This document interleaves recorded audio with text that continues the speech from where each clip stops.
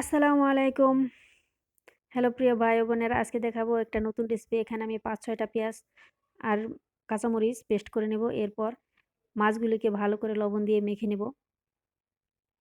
মাখানো হয়ে গেলে এখানে আমি প্যানের মধ্যে দিয়ে দিব ওই পেঁয়াজ আর কাঁচামরিচ বাটা, সামান্য পরিমাণ হলুদ, পরিমাণ মতো লবণ, পরিমাণ মতো তেল আর দিয়ে দিব সামান্য পরিমাণ আদা রসুনের পেস্ট। দেখেই বুঝতে পারতেছেন কতটুকু দিছি আমি। এগুলো ভালো করে মেখে নেব। এরপর মাছগুলো বসিয়ে দিব। দিয়ে দিব পরিমাণ মতো পানি। এবার ঢেকে দিব।